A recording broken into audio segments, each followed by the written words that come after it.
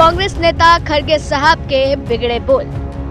बिना नाम लिए हमलावर हुए सीएम योगी पर। ये हमला खड़गे को पड़ेगा भारी या राजनीति रहेगी जारी। खड़गे के बोल, भगवा नहीं सफेद कपड़े पहने बीजेपी वाले।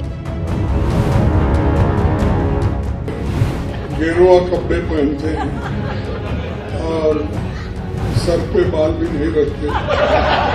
तो ऐसे एक नेता है जो बीजेपी ने पैदा किया।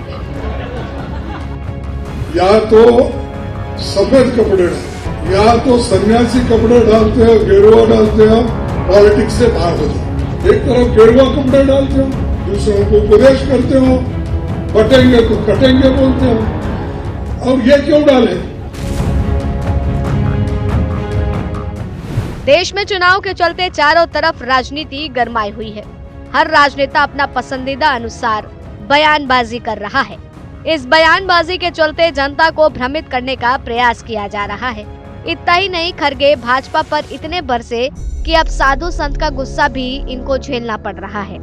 लेकिन सवाल खड़ा हुआ कि राजनीति करने के दरमियान हम उसके वस्त्र के रंग के अनुसार अगले को नसीहत दे डाली है। तो चलिए बताते हैं आपको कि आखिर मामला क्या है। कांग्रेस के राष्ट्रीय अध्यक्ष मल्लिकार्जुन खड़गे ने यूपी सीएम योगी आदित्यनाथ का बिना नाम लिए जोरदार हमला बोला है।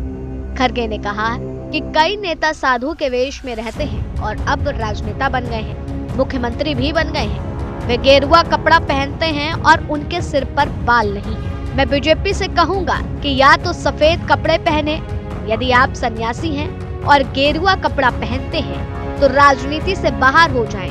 एक तरफ आप गेरुआ कपड़े पहनते हैं और दूसरी तरफ आप कहते हैं बटोगे तो कटोगे। वे लोगों के बीच नफरत फैला रहे हैं और उन्हें बांटने की कोशिश कर रहे हैं। कांग्रेस अध्यक्ष ने रविवार को मुंबई में बीजेपी पर निशाना साधा है। उन्होंने कहा कि बीजेपी के नेता भड़काऊ भाषण देकर और झूठ बोलकर मूल मुद्दों से लोगों का ध्यान भटका रहे हैं।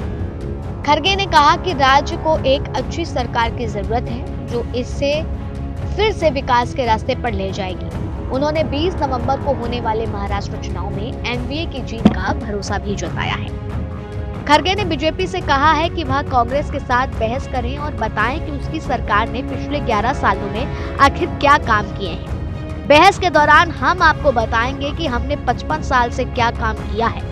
खड़गे ने पीएम मोदी पर अपनी विफलताओं से ध्यान भटकाने के लिए विरोधाभासी नारे करने का आरोप लगाया है। खड़गे ने कहा कि उनकी पार्टी के कई नेता देश को एकजुट करने के लिए अपने प्राण न्यौछावर कर दिए। जो लोग चाहते थे कि देश एकजुट रहे, वे कभी भी इस तरह की विभाजनकारी टिप्पणियां नहीं करेंगे। हालांकि इस बयान के बाद से लगातार विपक्ष की राजनीति भी गरमाती हुई दिख रही है और भारतीय जनता पार्टी की तरफ से भी आरोप प्रत्यारोप का सिलसिला शुरू हो गया है। यहाँ लिहाजा ये भी देखा गया कि साधु संत तक खड़गे पर को खरी खोटी सुनाते हुए नजर आ रहे हैं। दरअसल अब मल्लिकार्जुन खड़गे ये भी बात कहते हुए नजर आ रहे हैं कि आखिर हमें आपकी पार्टी के किस नेता की बात को मानना चाहिए और किस नेता की बात को नहीं मानना चाहिए। एक तरफ आपकी पार्टी के स्टार प्रचारक ये बात कहते हैं बटोगे तो कटोगे, तो नरेंद्र मोदी ये बात कहते हैं कि एक रहे सेफ रहे। तो आखिर किन बातों को हमें मानना है, किस नेता की बात को लेकर के हमें आगे चलना है। हालांकि बांटने का काम और काटने का काम कौन कर रहा है ये देश जान चुकी है और जिस तरह से लगातार चीजों में बदलाव देखा जा रहा है वो भी जनता देख रही है। तो इस तरह की बयानबाजी के बाद खड़गे के ऊपर जो है हर कोई निशाना साधते हुए भी दिख रहा है। लेकिन उन्होंने जो सीएम योगी आदित्यनाथ पर उनका बिना नाम ये निशाना साधा है, अब इसको लेकर के राजनीति किस स्तर तक जाएगी ये देखने वाला विषय होगा।